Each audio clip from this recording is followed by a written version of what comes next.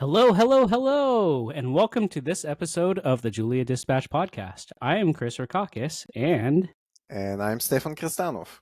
yeah, you might actually recognize him from from our last episode that was about the this month in the Julia World newsletter, right? Well, now we brought him on board, to be more of a regular member here because we're going to go through the newsletter, and we're looking for a guy who might know a lot of information about this newsletter, and we thought he might know a little bit. We'll see how that goes. So I'm going to pull this up on the screen share here, right? If you're just listening, then listen on to our beautiful voices. But if you are watching this on YouTube, you should now have on your screen the this month in the Julia World newsletter. One of the feedback I got from the last one is that we didn't zoom in enough. So here you go, nice and big, right?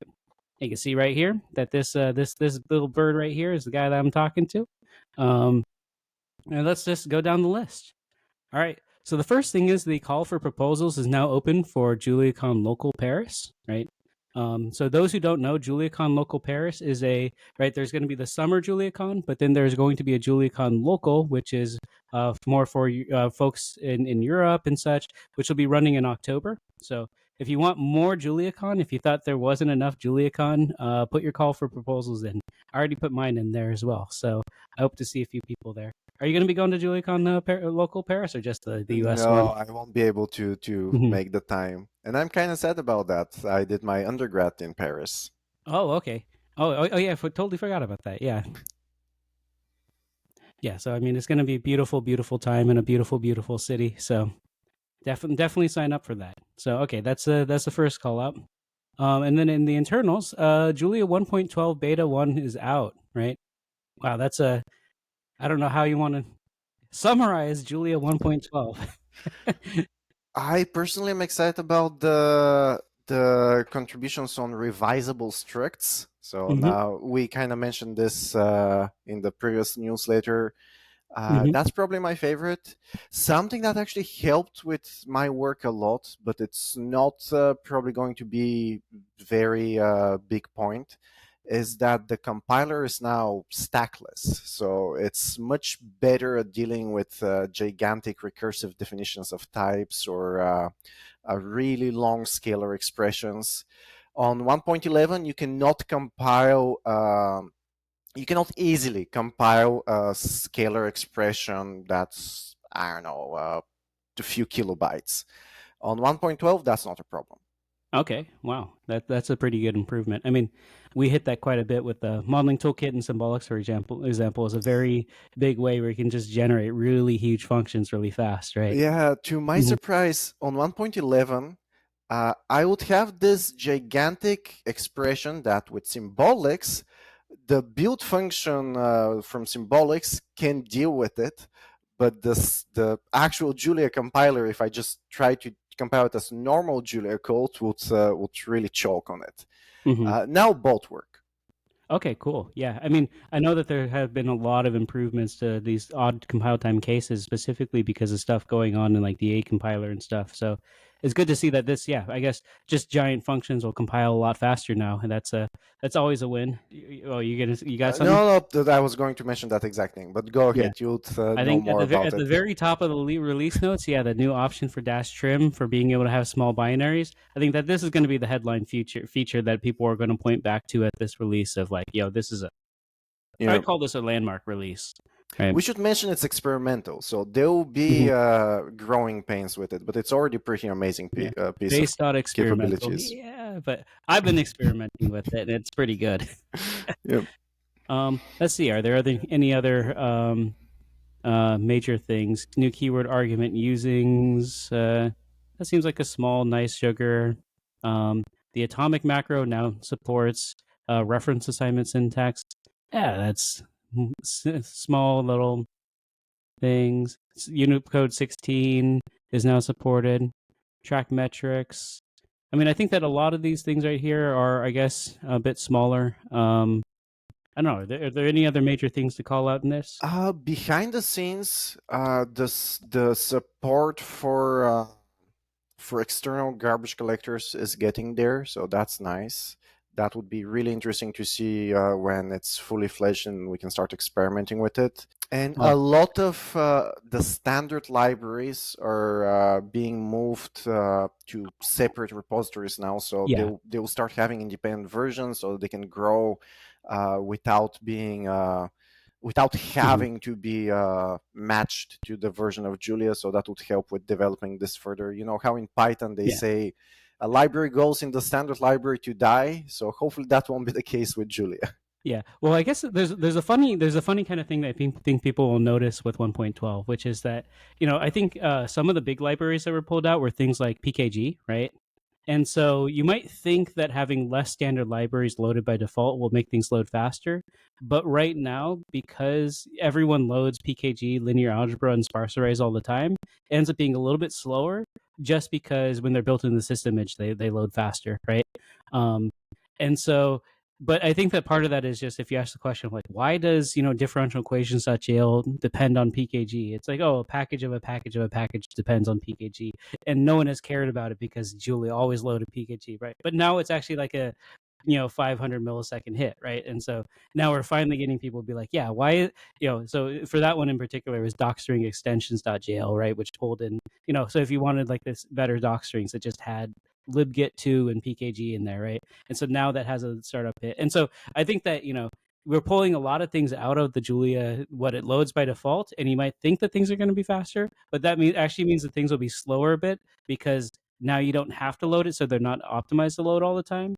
But that just means that we just need to fix all of our packages to like, like a differential equation solver should not be pulling in PKG, right? But it's like this weird transitive dependency that thing that no one's worried about before. Now we're actually going to have to worry about it and fix it. So that's one thing to kind of note about 1.12 that I noticed. This other thing that I'm highlighting right here is the interactive threads, right? So now Julia defaults with one interactive active thread and one worker thread. The interactive thread, I think, is can be fairly useful for some things like if you're using VS Code, right? I think that VS Code actually runs some. I mean, someone's probably going to correct me on this. But if it doesn't use the interactive thread yet, then it should be using it at least for things like the linting like linting, autocomplete, and these kinds of like language server things should be on the interactive thread separate from your worker thread, and so it could be non-blocking. And so, yeah, I mean, I think everyone's had this, like, the first versions of the language server. When you first download a big package, it can like block your REPL from doing some things for a bit, right? That's because it hasn't been using different threads. So these interactive threads should actually be a solution for them. But I think that the VS Code then needs to actually be updated to make use of it and such. I don't think it'll do it right off the bat. The first two command line option changes might be of interest.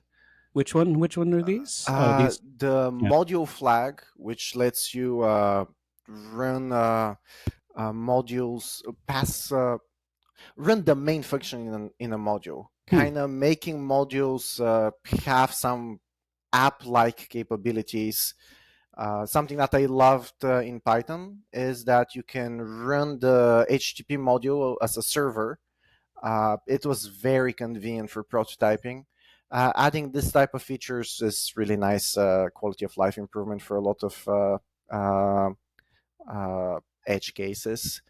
Yeah, I know that Christopher has been working quite a bit on this kind of like app building interfaces, right? And so it looks like this is kind of one where you don't necessarily need to compile for this, but it's much more better command line usage. Yeah. Yeah. And he has built a bunch of really cool stuff into the PKG on top of that, but that probably will be discussed separately. And the other thing I wanted to mention is the project equals temp.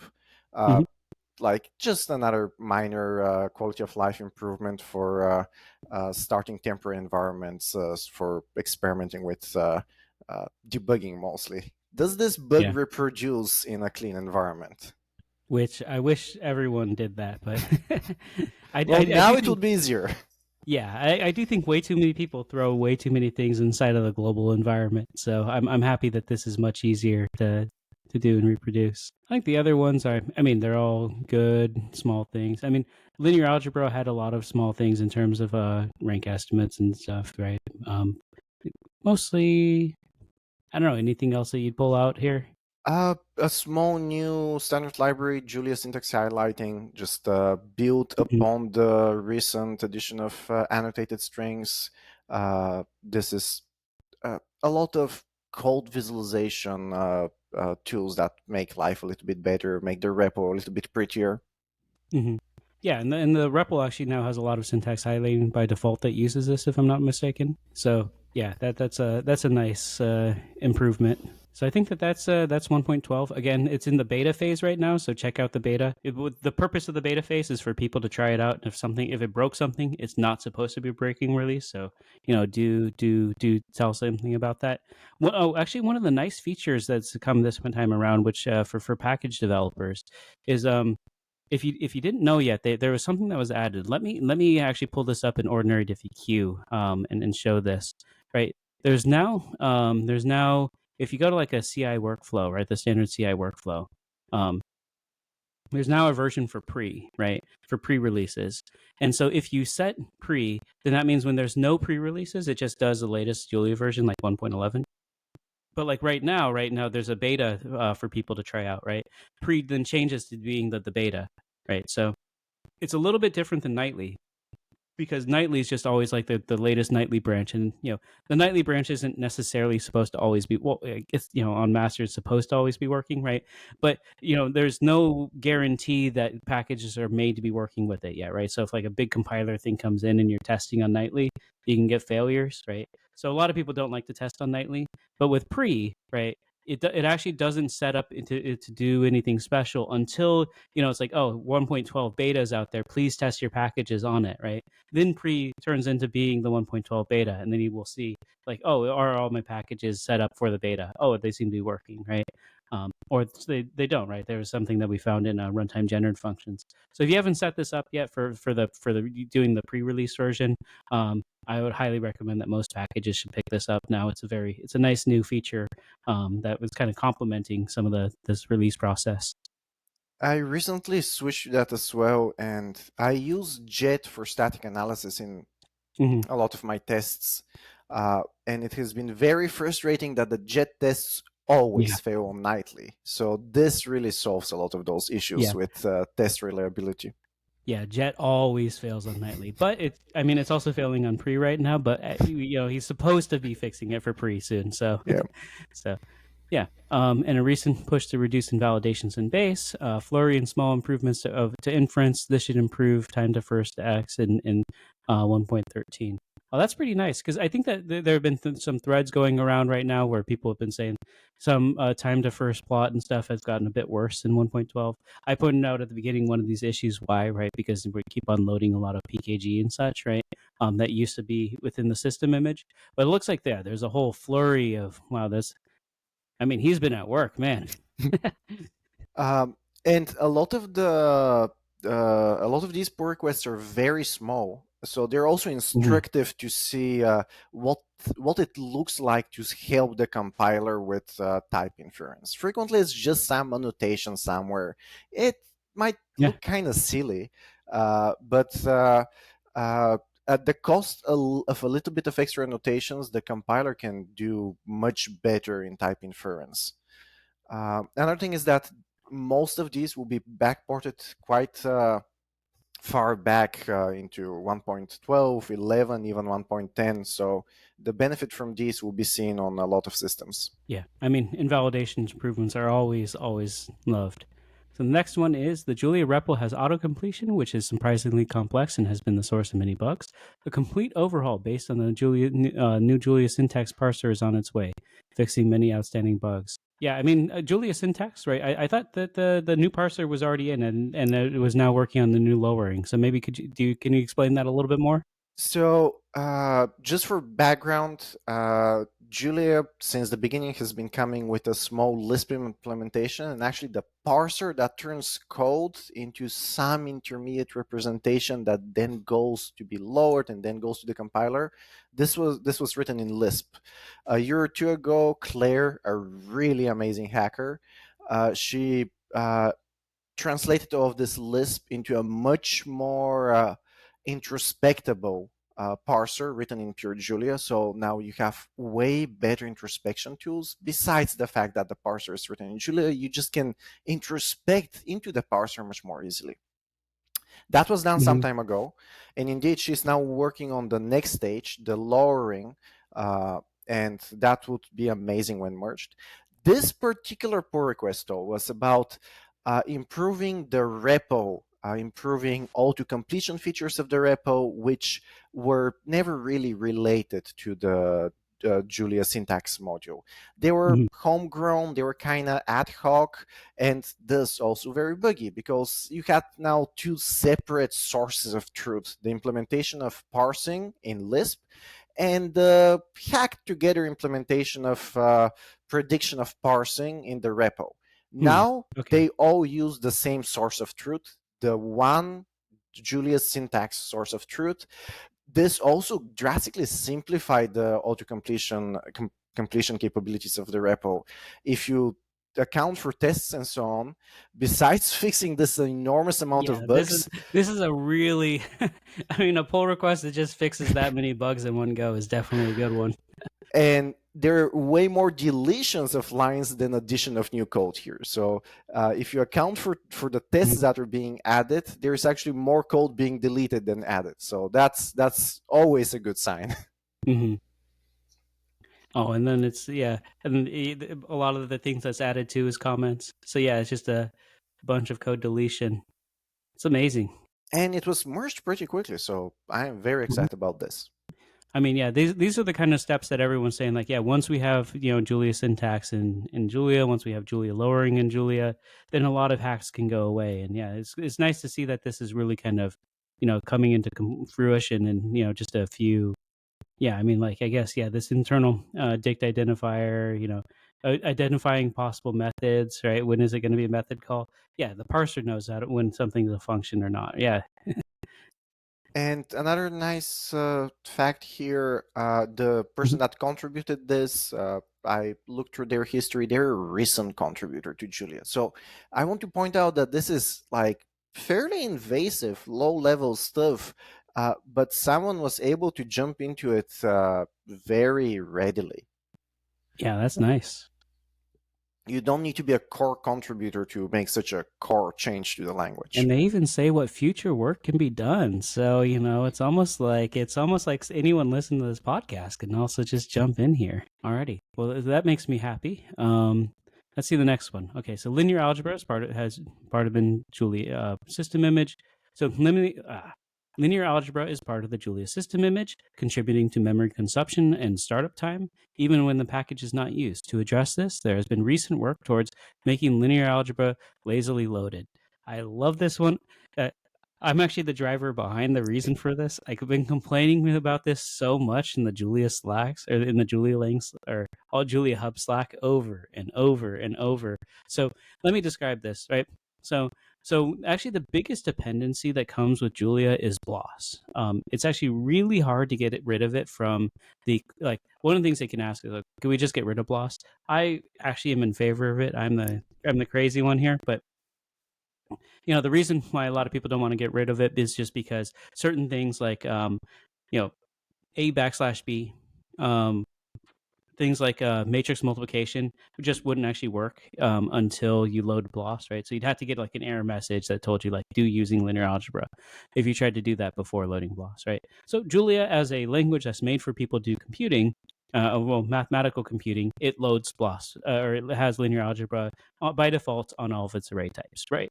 Yay! The big thing is that actually BLAS is by far the biggest dependency in Julia, and it is always loaded, and it's always loaded with threads too, right? Because BLAS, it has like 16 threads that it's running on every thread of your computer.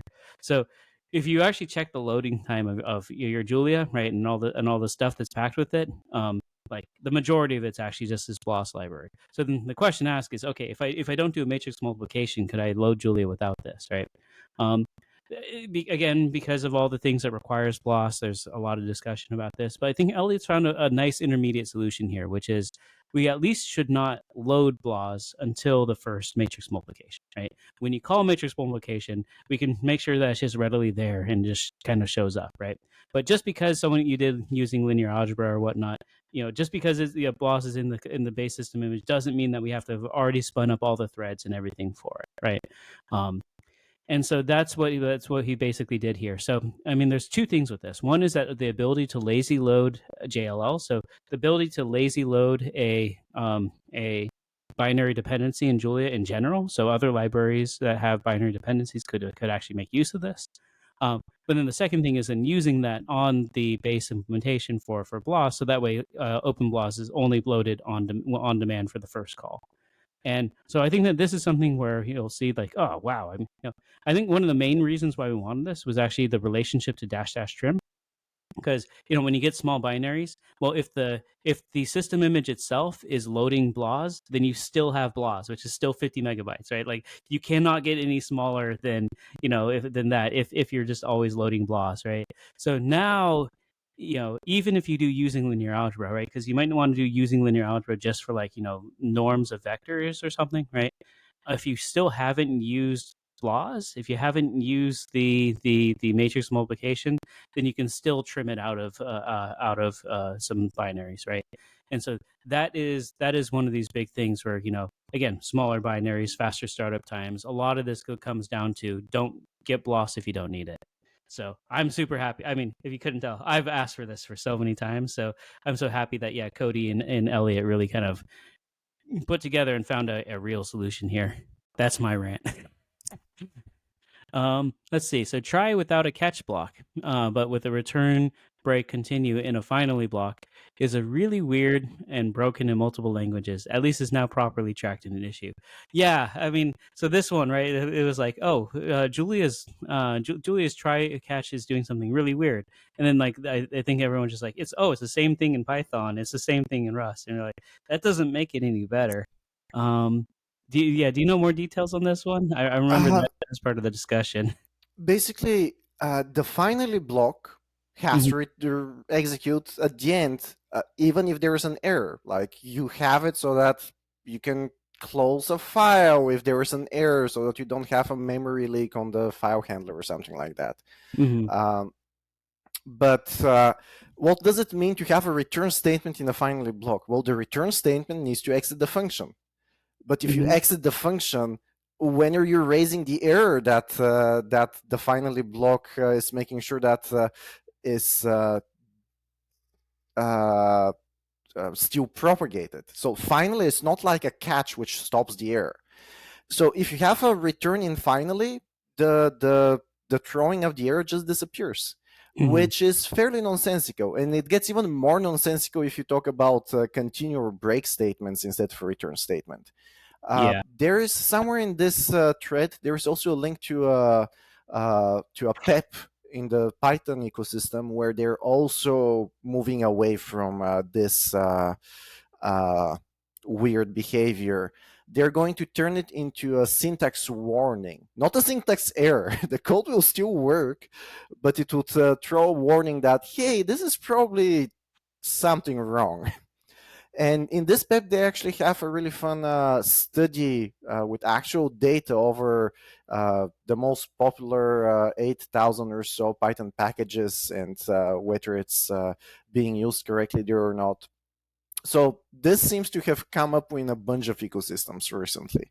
The solution is pretty easy. Just forbid this because there is basically no situation in which it's semantically meaningful, and there are always workarounds if you want some behavior like this. Yeah, I just remember. Yeah, it was funny that in the Slack thread, I was like, why does it do this? This is the weirdest behavior.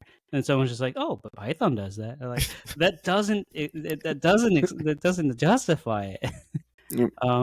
Okay, cool. Yeah, and it seems like this is definitely going to be something where I think that the Julia community will. I mean, there's a lot of steps are being taken so that way more things are tested tested up front for correctness, like more strictness and things.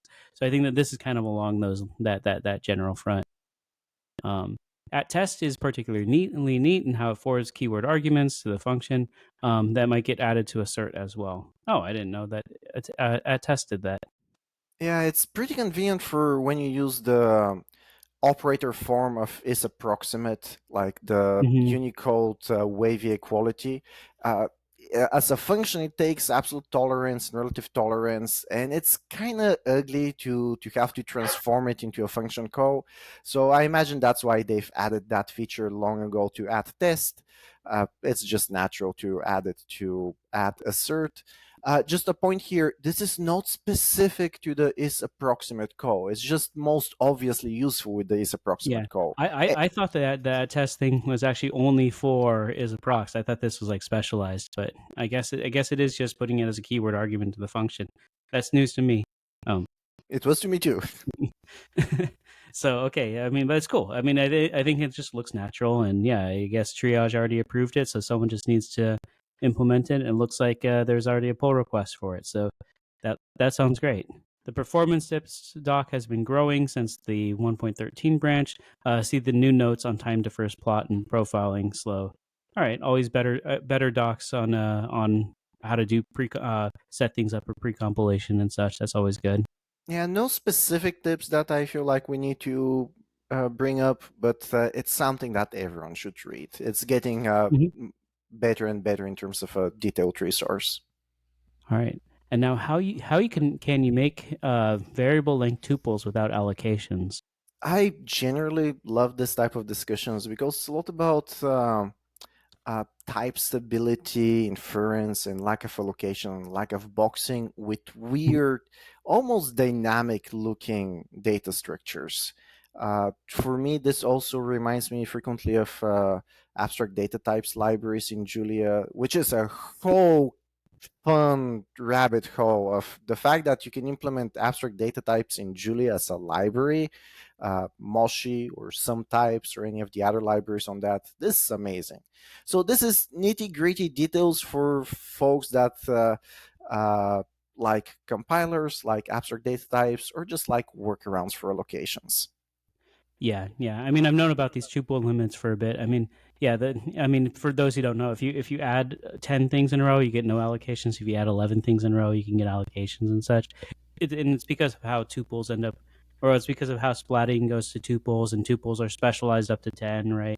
And it doesn't go higher because of compile time reasons, yada yada. And so, yeah, I guess the people have these small collections libraries that then do it further. And yeah, this is a fun topic. Code coverage might get quite a bit faster thanks to this PR. Oh, that is great. I've turned off code coverage on some libraries just because it is slow, right? There's certain tests I actually just can't run with code coverage because it might be training a neural network or something, and if it's trying to capture all that, it just doesn't. It can fall apart. It sounds like Jameson has really kind of handled a lot of that. Is there a Yeah, benchmark in here somewhere? no, I don't really have any nitty gritty details on this. This was a little bit over my head, but just seemed like a pretty important improvement to call out. Alrighty, tools like @code typed on a function are great, but it'd be even nicer if you could just write this, just write the type without having to write an actual instance. Oh, so it's basically just @code typed would look closer to Julia function syntax. Yep. Um, Function declaration syntax instead of function call syntax, which for me it's pretty nice Reasonable. because Yeah. whenever I do code typed, I have to also instantiate some temporary instance for an Tuple argument, types. Yeah. which feels like unnecessarily extra work. So this is Mhm. just a nice quality of life improvement. Mhm. Yeah, Julia's tests now include automated checks so that new contributions do not cause invalidations. Woo! Oh yeah, okay. This is how we make it so that way making it so that way tests for validations. That's just how you make sure that you keep them out of the base library. This is how we improve, right? So that's great. Yeah, I will say that there is a no invalidations GitHub action that you can put on your package, but it doesn't work so well because transitive packages might introduce an invalidation and such. But doing this in base definitely makes sense. So let's see. A lot of changes have happened to the internals to the upcoming 1.12, breaking precompiled tools in the process, but they're now fixed. All right, good. That's a small note that okay, you can use. So I guess anything that was using precompiled tools was breaking on pre, but now it's working. The names of C callables created by Julia can now be more easily customized. Convenient when you're turning a Julia function into a C function, especially if you need to worry about special names like main and so on. Yeah, which I guess is really good with all the binary building stuff that's coming out. Yep. Julia's initialization when started in an embedded thread of another process is getting simpler. Does that also mean faster? No, I mean maybe, but this is really more about making the life of folks that do embedding much easier. Okay. Mm-hmm. So when Less you boilerplate. so when Julia initializes a new thread, basically the code for that should be a lot simpler, and then making that so that way you could target new runtimes and new OSs and stuff should be simpler as well. Well, this is deep into the sea. Yeah. Go Gabriel. All right. Considering a variety of techniques for more efficient waking up of Julia threads when new tasks become available. That's interesting because okay, Julia tasks do take a while to wake up. One of the big things with I use for a lot of libraries, I end up using this. I almost shouldn't call it out because it's almost like a hack that you shouldn't use sometimes. But I use a lot of polyester.jl, which is it's a joke on cheap threads, right? I mean, it's pretty funny, right? Yep. Um, but the point of polyester is that it basically keeps all these threads alive, so that way they never have to wait and wake up and whatnot. And so they tend to actually be if you need threads that are as fast as like C OpenMP threads and such, these threads are as fast, right? And so you can do this all in Julia. I mean, so these are the kind of threads where if you're going to write your own BLAS library, if you want it to be competitive with BLAS written in C, you have to use polyester right now, right? But the main thing is because of that wake up time, right? And so it seems like now there's going to potentially be some improvements in Julia itself for making that wake up time a bit better, which should be good. Yeah, I for the moment I view this more as a research project, but Mm-hmm. hopefully it would provide a lot of useful information. Yeah. A note about polyester: just if anyone starts using it, make sure that you put proper barriers between polyester and Oh yeah. Julia threading because it doesn't nest well. Yeah, yeah. So I mean, so this is the big thing. Like, so Kieran, right? He was actually the original contributor to the multi-threading, right? He made this whole system so that way, yeah, if you make threads of threads of threads, it did all these priority queues and stuff. And so, yeah, I think the so if you nest threads inside of your package, you call another package that multi-threads. Julia just figures it out, right? Polyester bypasses that because it just keeps your threads awake, right? Which you kind of really don't want because it means that you're not going to have this composability with your packages. But if you just need to get that threading performance, you're good. But it looks like Kieran has come back to basically say, yeah, stop doing that. I'm going to just make the threads be able to wake up faster, which is good. Alrighty, let's see. Considering a variety. Oh no, that's the one. So work on improvements to type inference thanks to interprocedural propagation of slot refinements. I'm not entirely sure what I mean. Interprocedural propagation is like carrying information between functions, right? But I'm not sure what slot refinements are. I think it's, if I remember correctly, it's slots of structures. Uh, So if you have a compact struct, then being able to infer parts of that struct even if you don't know the whole thing. To be fair, I'm not sure whether I'm saying something correct here, so I'll just shut up. All right. Well, better inference across functions due to something. Maybe someone.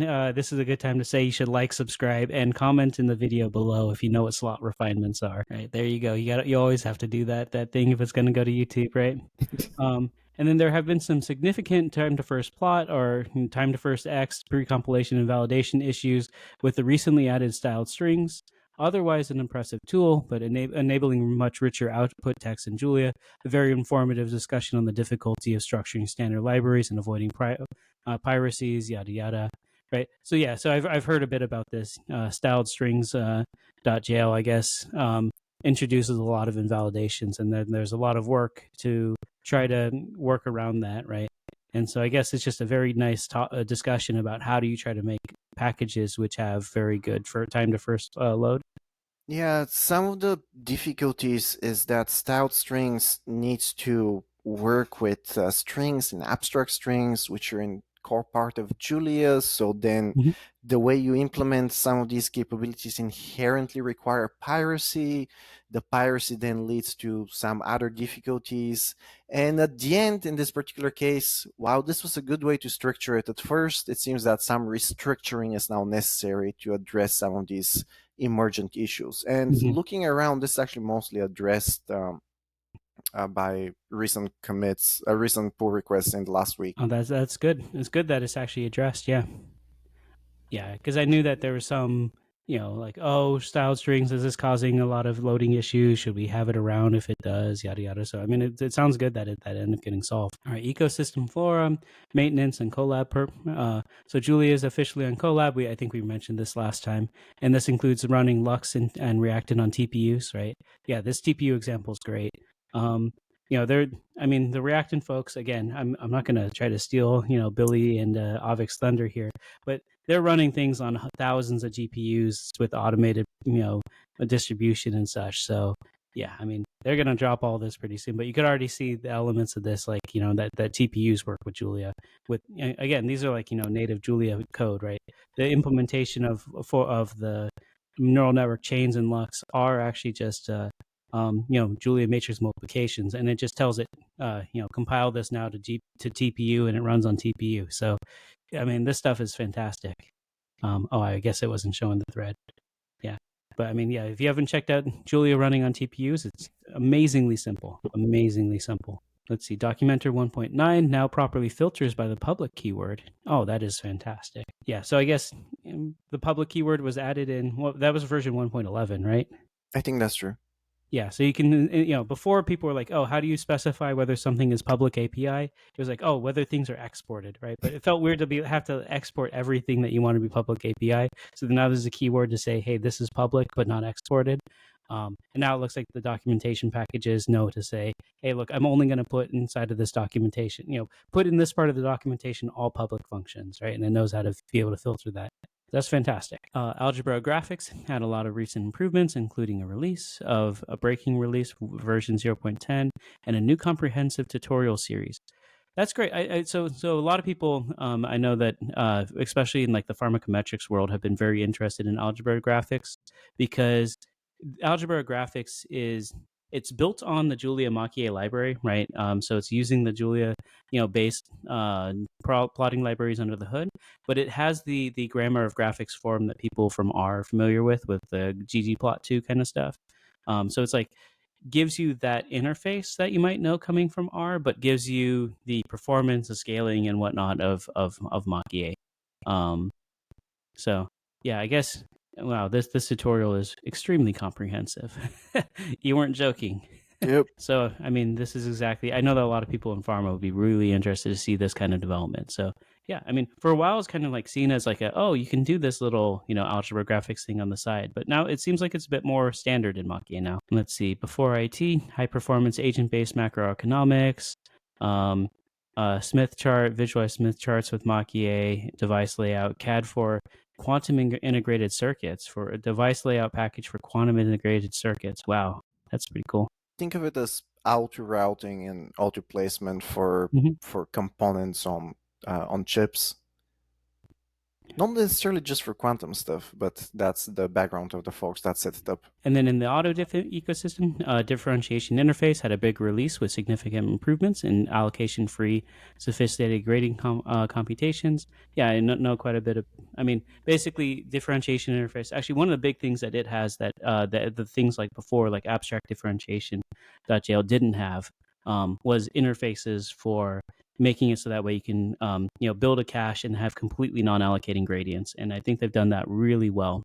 And so you can, in a way that is agnostic of any AD system, basically say pre-allocate everything up front, and now run this gradient computation without allocating anything. And it works quite well. So, and for folks that are interested, I suggest they check out the episode of this same podcast with Guillaume, who's the creator of the package. And give a like to that one too.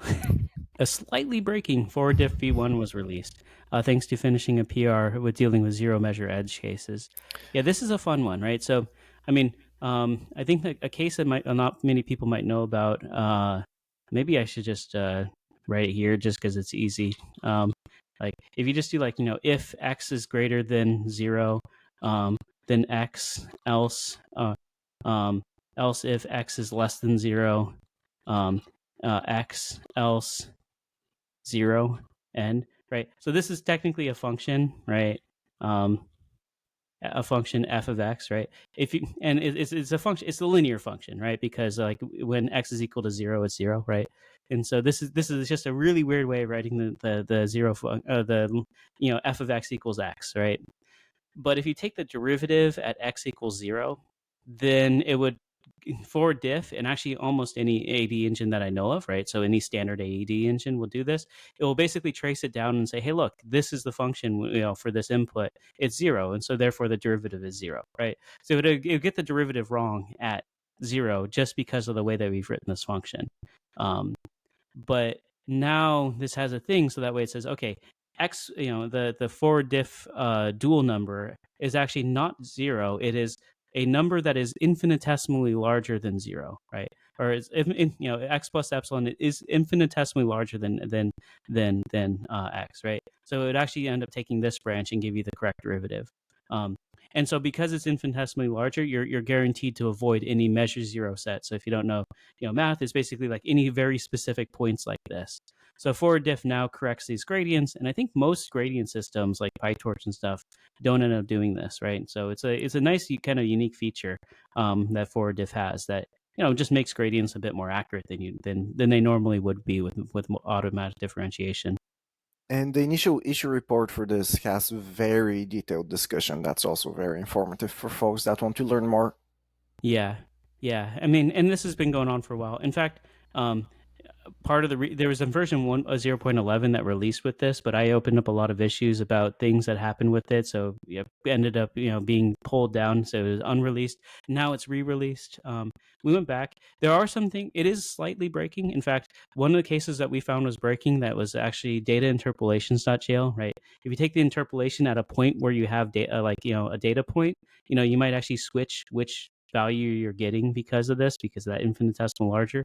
So it is slightly breaking, but we have to update some code to just be safe for it, and boom, I think that this will be a nice addition. Yeah, I think that we're almost going to be running out of time here. Is there anything else that we wanted to highlight? Well, in events, there will be a Rust Julia meetup that will probably be pretty interesting in Eindhoven.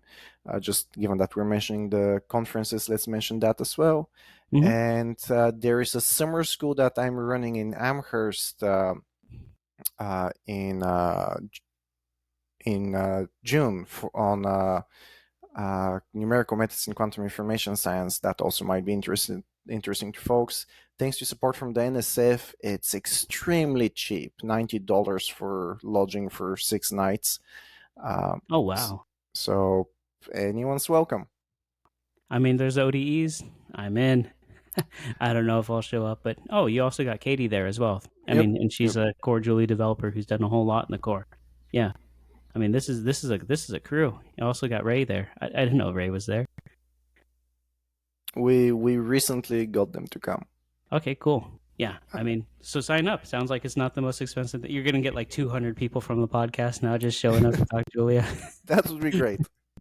But JuliaCon of information sciences. I mean, there's going to be ODE stuff there. I mean, it's great. Yeah. I mean, half of the field is just solving Schrodinger's equation and Lindblad's equation. So plenty of work in this field is enabled by the SciML ecosystem. All right, if there's ODEs, that's good. That's good. All right. Yeah. Do you have anything else that you want to touch on, or do you think that's all? No, I think this is good. All right. Hope everyone found this interesting. And thank you very much, Stefan. Thank you very much for putting together the newsletter and everything. We're just chatting about it. So I'm doing the easy work here. You did all the hard work. No, thank you for setting this up. This is great. Yeah. So we'll cut it here. Thank you, everyone, and ciao for now. Bye-bye.